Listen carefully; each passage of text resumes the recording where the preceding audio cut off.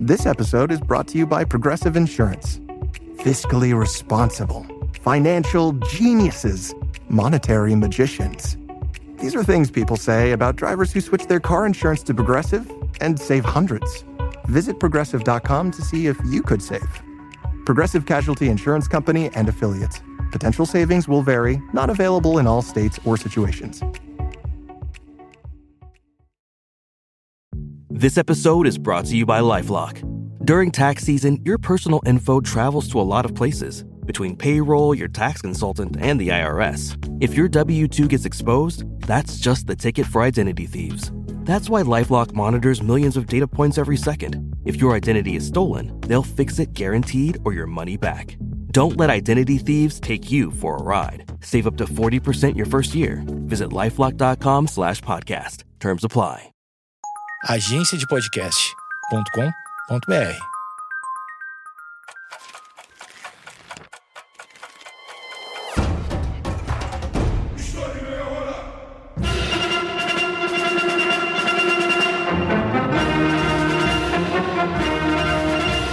Existe algo em comum entre os países da América Latina, como que a Guerra Fria moldou a política do Sul global.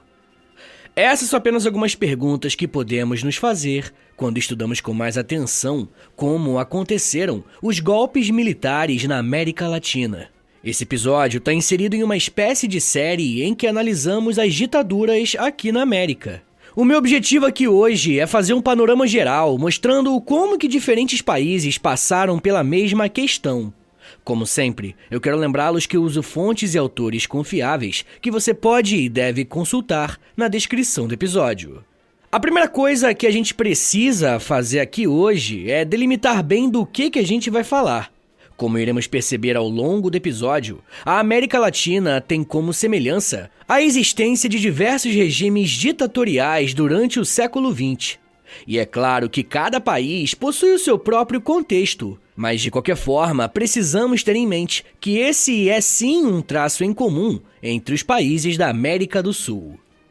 Só para vocês terem uma ideia, uma das ditaduras mais prolongadas do continente nem começou no século XX, e sim no século XIX. Eu tô me referindo ao México e à ditadura de Porfírio Dias, que começou em 1876 e só terminou em 1911. Um outro exemplo que eu poderia dar de ditadura é a de Getúlio Vargas em 1937, dando início ao Estado Novo, que só terminou em 1945. A questão é que nenhum desses dois exemplos serão usados no episódio de hoje. O nosso foco vai estar em um período muito bem definido, que começa a partir da década de 60. Para entendermos melhor o que estava acontecendo no mundo e, consequentemente, na América Latina nesse momento, temos que olhar para alguns anos antes, mais especificamente para o começo da Guerra Fria. Os historiadores mais tradicionais apontam que a Guerra Fria começou após a Segunda Guerra Mundial, em 1945, ou com a instauração da doutrina Truman pelo presidente norte-americano Harry Truman, em 1947. Essa foi uma medida do governo dos Estados Unidos para reforçar os laços com os países capitalistas. O grande objetivo era impedir o avanço do socialismo em países fragilizados no pós-guerra. Existem ainda outros historiadores que vão dizer que a Guerra Fria começou bem antes, como é o caso do professor John L. Geddes, que defende a existência de uma guerra ideológica entre capitalistas e socialistas desde a Revolução Russa de 1917. De qualquer forma, é bom deixar claro que existe um debate sobre o início da Guerra Fria. Mas o que pouca gente discorda é que as coisas ficaram muito mais intensas em 1948, quando os Estados Unidos declararam que estavam dispostos a fornecer ajuda econômica e militar, especialmente através do Plano Marshall, que era um pacote de ajuda econômica para a reconstrução da Europa Ocidental. Assim como a doutrina Truman, o objetivo aqui era impedir o avanço do socialismo na Europa. Muita gente acha que a Guerra Fria foi uma questão puramente ideológica, mas ela também teve a sua questão material. Quando a Segunda Guerra Mundial estava acabando, os aliados fizeram 2 conferências, uma em fevereiro e outra no meio do ano, onde os líderes dos países aliados se reuniram para dividirem os territórios conquistados ou retomados com o final da Segunda Guerra. Foi na Conferência de Yalta e na Conferência de Potsdam que a Alemanha e Berlim foram divididas em zonas de influência comandadas pelos vencedores do conflito. Durante a Segunda Guerra, quem de fato derrotou a Alemanha em um primeiro momento e conquistou Berlim foram os soviéticos, mas os Estados Unidos e os seus aliados nunca deixariam que a capital alemã ficasse sob o controle de Stalin. Ficou decidido então que Berlim seria dividida em 4 zonas de influência, uma soviética, uma francesa, uma estadunidense e uma inglesa. O mundo soviético, que era o mundo oriental, a partir de então, estava oficialmente dividido do mundo capitalista, que era o mundo ocidental. Com essa divisão tão marcada, a Alemanha se tornou uma espécie de vitrine para essa disputa ideológica entre os Estados Unidos e a União Soviética. Em 1948, os Estados Unidos, a Inglaterra e a França introduziram uma nova moeda na Alemanha Ocidental, o Deutsche Mark, que era considerável mais antigo do que o antigo Reichsmark alemão. Também começaram a investir pesado no país, especialmente em Berlim Ocidental. Além do Plano Marshall, a capital alemã recebeu o dinheiro e investimento necessários para se tornar uma verdadeira vitrine do capitalismo. Isso levou a uma recuperação econômica alemã rápida e significativa, o que levou a União Soviética a temer revoltas e migrações em massas para a parte capitalista. Como resposta, nesse mesmo ano, a União Soviética decidiu bloquear o acesso terrestre a Berlim Ocidental. Os Estados Unidos e os seus aliados responderam lançando uma operação de abastecimento aéreo que forneceu mantimentos e suprimentos para a cidade vizinha por mais de um ano. O bloqueio de Berlim se tornou um dos primeiros grandes eventos da Guerra Fria, demonstrando o nível que seria essa briga ideológica e de propaganda. Nesse sentido, a Guerra Fria estava se encaminhando para ser um tipo de disputa entre regimes políticos, e diferentes áreas do mundo seriam usadas para mostrar isso, inclusive a gente, a América. E existe um outro tópico muito importante envolvendo a Guerra Fria, e nesse caso é o que permitiu esse conflito ser chamado de frio. Na década de 40, os Estados Unidos conseguiram desenvolver o seu armamento nuclear, e ele foi colocado em prática em 1945 contra as cidades japonesas de Hiroshima e Nagasaki. Muitos historiadores apontam que não existia a necessidade do lançamento dessas bombas, porque na Conferência de Yalta ficou acordado que a União Soviética iria declarar guerra ao Japão. De qualquer forma, quando as bombas nucleares foram lançadas, em agosto de 1945, os Estados Unidos estavam passando um recado, principalmente à União Soviética. Em 1949, a União Soviética finalmente conseguiu testar a sua primeira bomba atômica, tornando-se a segunda superpotência nuclear do mundo. Esse acontecimento aumentou a tensão entre os dois países, porque um eventual conflito entre essas nações poderia representar o fim da própria humanidade. Na prática, o que se viu foi um aumento da corrida armamentista em ambos os países. Como uma das respostas, os países europeus convidaram os Estados Unidos para ingressarem na Organização do Tratado do Atlântico Norte, a OTAN, em 1949, criando uma grande coalizão militar contra qualquer investida bélica dos soviéticos. A origem da OTAN está intimamente ligada a um esforço de prevenir um crescimento militar da União Soviética. O que todas essas movimentações estavam mostrando é que os dois blocos dessa disputa global estavam se movimentando na direção de atingir um número cada vez maior de apoiadores. E não demorou muito tempo para que a América Latina entrasse na mira dessas duas potências.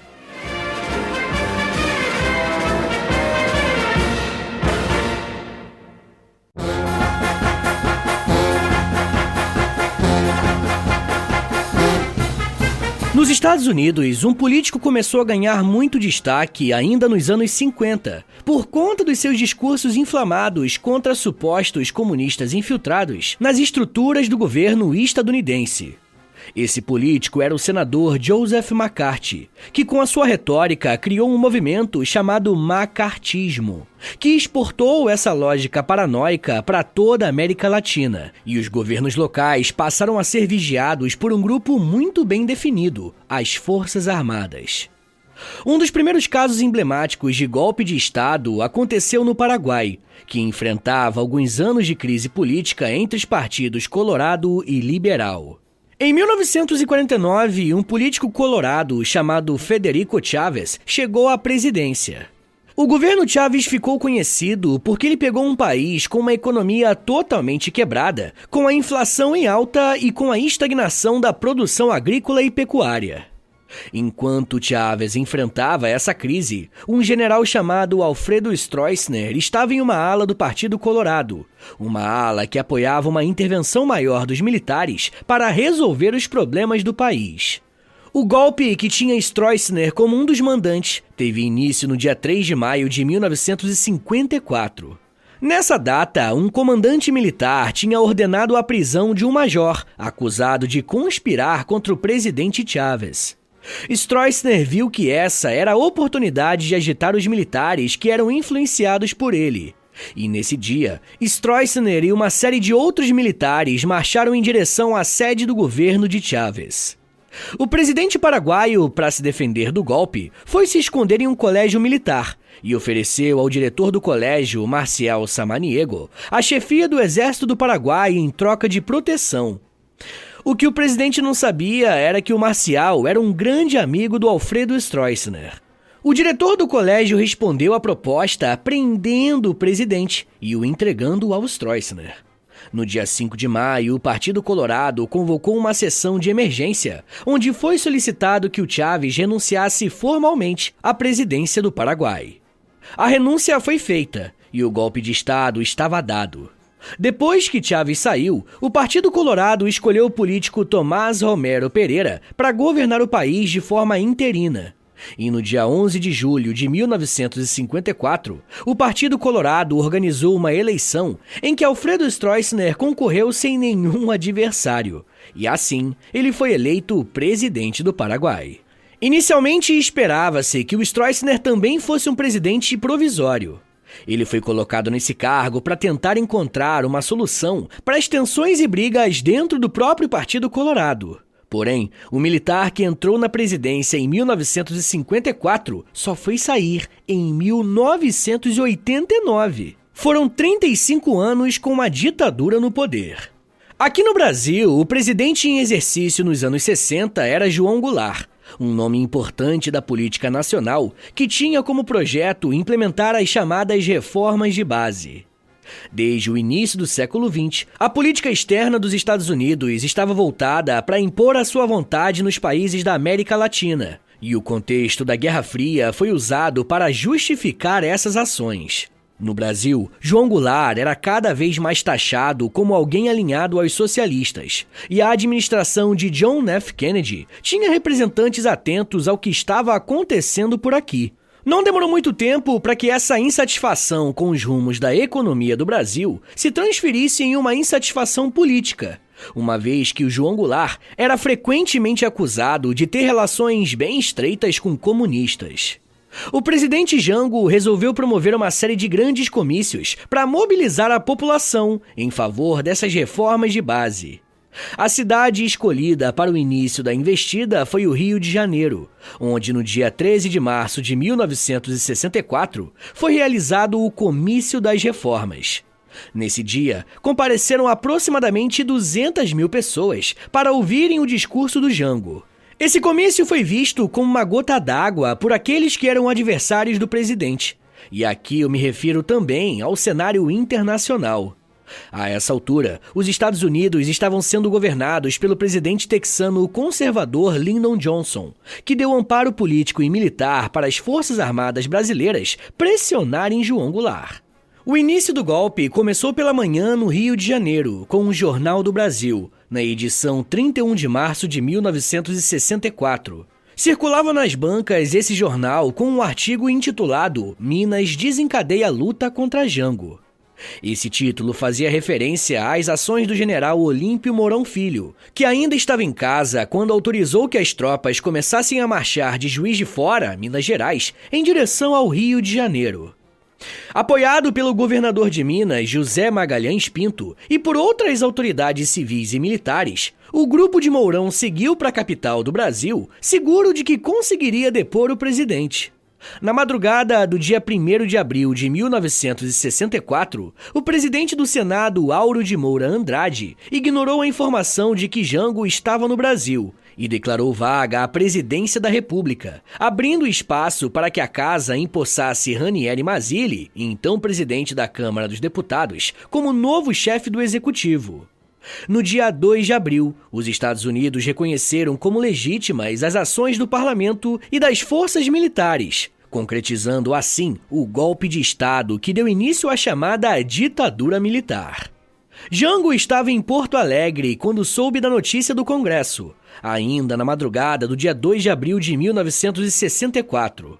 De manhã, voou para São Borja, no Rio Grande do Sul, vendo aliados virarem vítimas da repressão do regime que se iniciava. Ameaçado de prisão, começou a preparar o autoexílio, onde viveu até o fim de sua vida, em 1976. 10 dias depois do golpe, o general Arthur da Costa e Silva, então comandante em chefe do Exército e integrante da junta militar no comando do país, estava no Salão Nobre do Ministério da Guerra, no Rio de Janeiro, quando abriu a cerimônia marcada para aquele 9 de abril de 1964.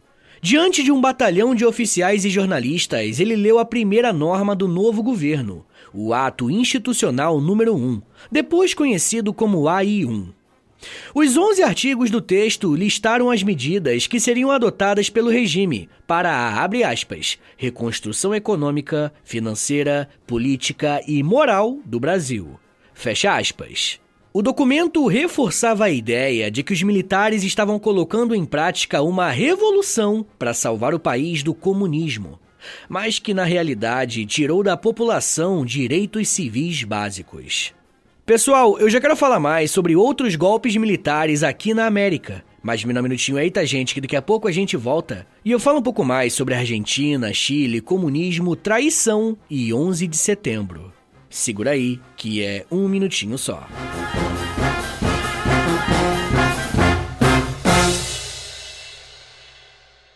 Fala pessoal, tô passando aqui rapidinho para avisar vocês que se você se torna um apoiador do podcast, você recebe acesso a mais de 140 episódios exclusivos que você pode ouvir no aplicativo do Apoia-se. E toda semana eu publico um novo episódio exclusivo lá para vocês. E dependendo do nível do apoio que você assinar, você também recebe acesso ao Clube do Livro do História em Meia Hora e ao Close Friends lá no Instagram, onde eu publico diariamente curiosidades históricas. Então é isso, assine o apoia.se/História em Meia Hora para você receber um monte de conteúdo exclusivo e ajudar o meu trabalho a continuar de pé.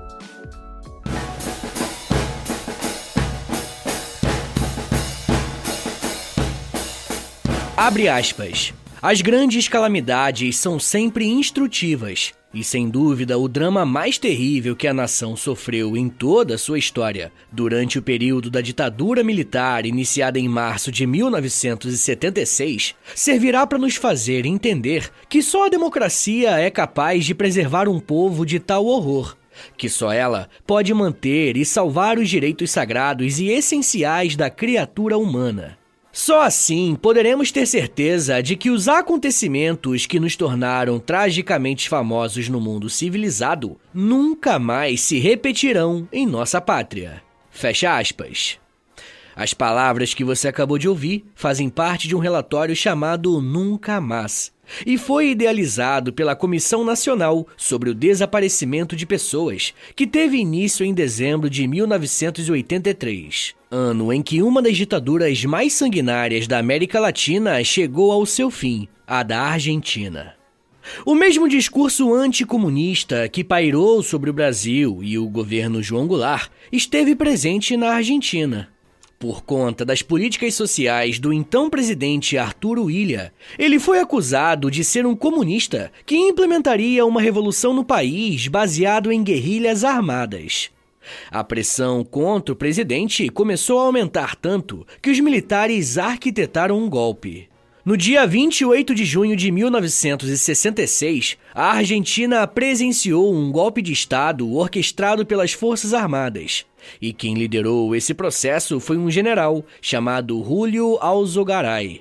No dia seguinte, um outro general chamado Juan Carlos Onganía se apresentou para assumir a cadeira de presidente do país. Onganía liderou um governo muito autoritário, que limitou a participação da sociedade civil na política. Ele foi um dos grandes responsáveis pelo fechamento do Congresso Nacional. Partidos políticos foram colocados na ilegalidade e, para a classe trabalhadora, uma questão central foi tirada: o direito à greve. Esse primeiro militar agia com muita violência contra a população, fazendo com que ele fosse retirado do poder pela própria junta militar. O general Roberto Marcelo Levingston foi designado para liderar a Argentina nesse período tão conturbado e de insatisfação popular. Esse general era muito fraco politicamente e por isso os militares deram outro golpe, mas dessa vez para fazer essa substituição. E Alejandro Agustín Lanusse assumiu o governo em 1971 e durou até 1973. Sua principal característica foi tentar aliar a repressão e a violência política com o desenvolvimentismo nacional. Conforme a violência do governo de Lanusse aumentava, mais setores da sociedade se colocavam contrários à ditadura. Enfraquecido, Lanusse precisa recuar e convocar novas eleições em 1973. Mas essas eleições não poderiam ser feitas de maneira normal. Foi feito um acordo conhecido como o Grande Acordo Nacional, em que ficaria estabelecido que eleições democráticas seriam feitas, mas que Domingos Perón, o grande líder popular do país, não poderia participar do pleito. O acordo foi respeitado, as eleições foram realizadas e quem venceu foi um político do partido criado pelo Perón. Após uma manobra política, Juan Domingos Perón conseguiu voltar à presidência em 1973. Mas essa passagem pela cadeira presidencial não durou muito tempo, porque ele faleceu no dia 1º de julho de 1974, aos 78 anos de idade. A sua vice-presidente era também a sua esposa, a Maria Estela Martínez de Perón, popularmente conhecida como Isabelita Perón. E com a morte do marido, ela assumiu a presidência. Como vocês podem imaginar, o cenário que caiu em seu colo foi extremamente conturbado. O país tinha saído há pouco mais de um ano de uma ditadura militar. A sociedade civil estava engajada e politizada, mas os índices econômicos começaram a apresentar sinais extremamente negativos, e essa instabilidade aumentou ainda mais a pressão contra a Isabelita. Durante o governo de Isabelita Perón, a inflação chegou a patamares nunca antes vistos na Argentina. De acordo com o escritor Vicente Palermo, abre aspas, a inflação registrava alta de preços entre 500% a 800%. Fecha aspas. Nesse cenário conturbado, começaram a surgir as primeiras guerrilhas, fato que colocou as Forças Armadas contra o governo civil mais uma vez. Os militares acreditavam que os peronistas colocavam a Argentina nesse ciclo vicioso de crises econômicas, caos social e instabilidade política. No dia 27 de março de 1976, uma junta militar derrubou Isabelita Perón e assumiu o poder na Argentina em mais um golpe de Estado. Em 1976, assumiram Jorge Rafael Videla, Emílio Eduardo Macera e Orlando Ramon Agosti. Desses três, Rafael Videla foi o primeiro presidente designado, mas os outros dois militares também participavam das decisões. Essa ditadura iniciada em 1976 é marcante, porque ela elevou à máxima potência a violência do Estado. O que se viu no processo de reorganização nacional foi terrorismo de Estado. Durante o governo Videla, a doutrina de segurança nacional foi usada para reprimir e perseguir qualquer um acusado de subversão. Foi durante a administração Videla que os primeiros parâmetros dos direitos humanos foram violados. Para vocês terem uma ideia do que a gente está falando, diversos militantes políticos simplesmente desapareciam sem deixar qualquer rastro de onde estavam. Os sequestros se tornaram tão comuns que milhares de pessoas desapareceram durante a ditadura militar argentina. Esse padrão violento também foi visto no Uruguai e no Chile. No nosso vizinho Uruguai, em 1973, assumiu a presidência um político chamado Juan María Bordaberry, que tinha origem no ruralismo uruguaio. O país vinha de um momento de crise envolvendo guerrilhas radicais que jogavam a política para a mão dos militares. 10 dias após assumir, Bordaberry determinou que o governo passasse a ser diretamente integrado à cúpula do comando militar. O discurso feito por Bordaberry no dia 27 de junho de 1973, através do rádio e televisão, acabou sendo o marco inicial da ditadura no Uruguai. Nesse dia, o presidente Juan María Bordaberry, com o apoio das Forças Armadas, fechou o Senado e a Câmara dos Deputados e indicou a criação de um Conselho de Estado para substituir as funções legislativas, alegando ter como objetivo projetar uma reforma constitucional que reafirme os princípios republicanos democráticos. A sociedade civil até tentou se organizar para formar uma greve geral com o objetivo de barrar um golpe de Estado definitivo. A organização e a própria greve geral teve uma ampla repercussão na cidade de Montevidéu e se estendeu a outras cidades como Paysandú. Os grevistas receberam apoio do partido político Frente Amplio, da Universidade de la República e dos grêmios universitários vinculados à Federación de Estudiantes Universitarios de Uruguai. Na impossibilidade de neutralizar a greve geral e dividir o comando dos trabalhadores, as Forças Armadas partiram para a repressão direta. A organização sindical foi declarada ilegal. As fábricas ocupadas foram cercadas e os grevistas foram brutalmente tirados de lá. As refinarias de petróleo e a Agência Estatal de Produção de Combustíveis foram desocupadas em verdadeiras operações de guerra, com o uso de tanques de combate.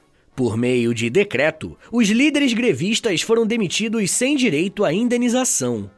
Depois de 15 dias de resistência diante a forte repressão, as principais entidades sindicais decidiram recuar e continuaram a luta por outros meios. Ao mesmo tempo que reprimia os trabalhadores, o governo passou a perseguir as principais figuras políticas de oposição. Com base na doutrina de segurança nacional antimarxista, Liber Seregni, o principal líder da oposição, foi preso e os partidos foram declarados ilegais. A repressão também foi praticada em forma de censura à imprensa, além de detenções em massa e restrição das liberdades civis. Qualquer indício de simpatia ideológica por organizações de esquerda entre funcionários públicos ou até da educação levava à exoneração imediata. O presidente Juan María Bordaberry também colocou o exército para combater as guerrilhas de esquerda. A ditadura denominada civil-militar se institucionalizou por meio de atos institucionais, algo que o Brasil acabou ensinando a ditaduras latino-americanas. Tentando acabar com as guerrilhas, o regime buscava se legitimar com base na estabilidade política partidária e econômica. No caso do Chile, a violência começou antes mesmo do golpe de Estado.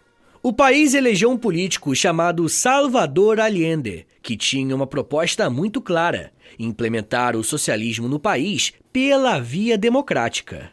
Allende enfrentou muitas dificuldades desde o dia que venceu as eleições. Para vocês terem uma ideia, alguns grupos políticos do Chile, com o apoio da CIA, tentaram impedir a posse de Allende. E nessa confusão, na verdade, nessa primeira tentativa de golpe, o comandante-chefe do exército chileno, chamado René Schneider, foi assassinado.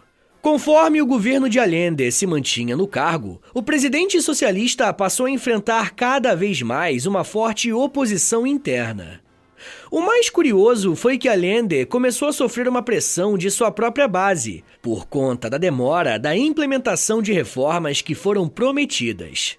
No cenário externo, Allende enfrentava embates com o presidente dos Estados Unidos, Richard Nixon, que passou a colocar em prática diversos embargos econômicos contra o Chile. Falar da presença e da interferência dos Estados Unidos no Chile é algo muito importante, uma vez que existem áudios do próprio presidente Nixon falando que Allende não poderia assumir a presidência e que eles, os estadunidenses, precisavam fazer alguma coisa. Se você juntar pressão das elites econômicas do país, forte oposição, embargos econômicos dos Estados Unidos e uma divisão dentro da própria base política de Allende, você cria um terreno conveniente para que um golpe militar fosse aplicado. Para tentar reverter a sua situação, Salvador Allende até parou algumas reformas que tinha começado, mas já era tarde. O golpe dos militares aconteceu no dia 11 de setembro de 1973. Primeiro, a Marinha se posicionou na costa do país. O exército cercou o La Moneda, o palácio presidencial, e a aeronáutica sobrevoou o prédio. O general Augusto Pinochet traiu Allende, que acreditava que o militar era constitucionalista. As forças armadas chilenas se voltaram contra o seu presidente. O general Augusto Pinochet foi o líder desse levante que tentava tirar Salvador Allende do cargo, pois Pinochet contava com o apoio dos Estados Unidos e das elites que estavam descontentes com o projeto de socialização do Chile. Nesse mesmo dia, Allende estava dentro do Palácio Presidencial, onde ficou cercado. Mesmo preso, Allende conseguiu se comunicar com a população ao longo do dia pelo rádio, dizendo que não iria renunciar. Mas ao longo do dia foi entendendo que não teria muitas chances contra o golpe em curso. Augusto Pinochet autorizou o bombardeio do La Moneda, concretizando o golpe militar, e no dia 11 de setembro de 1973, Salvador Allende se suicidou. Após o golpe, Pinochet assumiu o poder no país e governou o Chile como ditador de 1973 até 1990.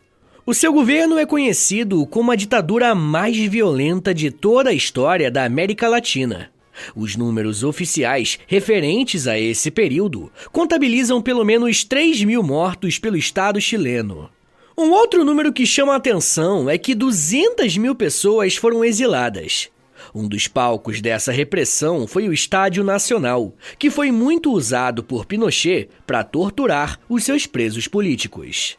O caso mais emblemático foi a tortura do cantor Vítor Jara, que teve as suas mãos esmagadas por coronhadas dos seus torturadores e foi obrigado a tentar tocar o seu violão mesmo assim.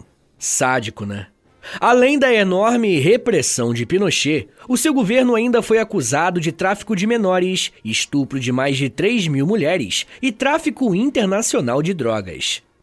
Pinochet dissolveu o Congresso e os partidos, instaurou o estado de guerra e governou por atos institucionais. Sim, mais uma ditadura que aprendeu com a ditadura brasileira, confirmando mais uma vez a tese de que as ditaduras latino-americanas têm muita coisa em comum.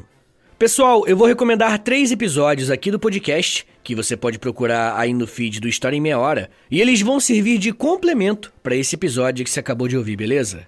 O primeiro episódio se chama Operação Condor, o segundo se chama Tortura na Ditadura Militar e o terceiro se chama Pinochet. Agora, bora fazer aquele resumão de 1 minutinho para você relembrar o que você aprendeu hoje? Vamos lá! Quando falamos na história dos golpes militares na América Latina, estamos pensando em um continente que tem uma história muito parecida. O contexto mais amplo é o da Guerra Fria e os embates entre as duas grandes potências desse período, Estados Unidos e União Soviética.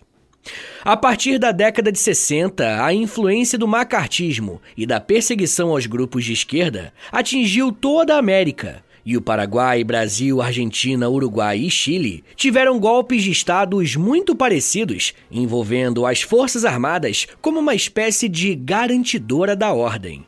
Em todos os casos, os golpes resultaram em violência política contra os adversários, fazendo com que inúmeros crimes fossem cometidos pelo Estado. Se por um lado muitas ditaduras aprenderam com o Brasil uma forma de tornar o golpe algo legalizado, o Brasil poderia aprender com os nossos vizinhos a lidar melhor com a memória da ditadura, uma vez que a Argentina, Uruguai e Chile puniram exemplarmente todos os envolvidos nos golpes contra a democracia. Mas esse, infelizmente, não é um caminho que o Brasil pretende seguir, mesmo com governos de esquerda no poder. Mas isso já é um papo para uma outra meia hora.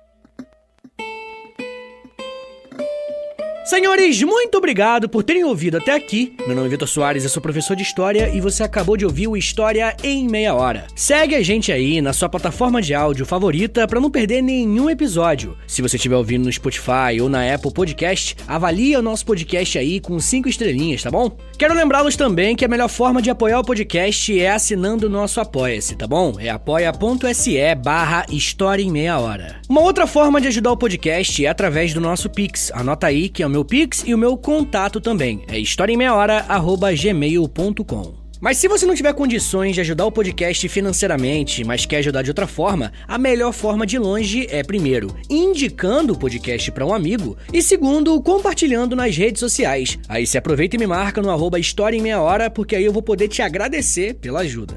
Se você tiver afim de ouvir um podcast mais de humor, mas que também tenha temática histórica, ouça meu outro podcast, é o História pros Brother. Ouve lá depois que eu acho que você vai gostar. Eu também crio conteúdo pro TikTok, Instagram, Twitter, tudo no @Prof. Vitor Soares. É o meu perfil pessoal. Aproveita e segue ele também. Então é isso, gente. Muito obrigado, um beijo, até semana que vem e valeu!